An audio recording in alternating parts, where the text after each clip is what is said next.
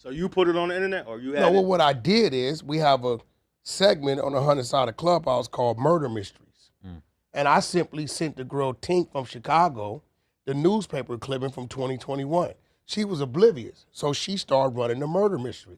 She's good at it. She'll start reading and digging. She'll come up with all these rabbit hole type scenarios, right? And when she got to certain points of what it may have been or what is this or what it may have led up to, when she would break, I played a snippet from the audio we had from the family. Yeah. So the snippet I played first said they found his DNA under my brother's nails. And they was like, okay, and I stopped it. And the floor is talking about, okay, well, that could have been whoever this person may have been. So they talk another 20 minutes. And like, well, who could the person have been? So I played the mother saying that they had to track down Big U for a year or so, and the feds forced him to give his DNA. So I know that these two people worked for Big U for years. He would know their voice, right? I have a media team in the GOO. The media team took all that, chopped it up, put it on the internet. Once it got on the internet, 600 was able to grab it and do his spin on it.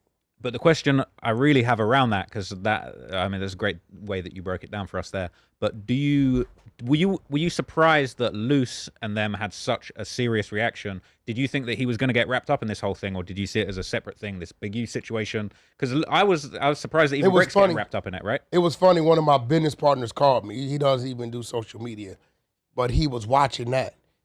I swear he's out of Philly. He called me and said, "Hey, bro, I think your boy Luce has some ties to something." I blew it off. What are you talking about? Right? Because he was like real adamant about it. He kept calling. He like 600. I said, no, he's not. It's off the internet. Nah, man, that's the recordings we got of the family.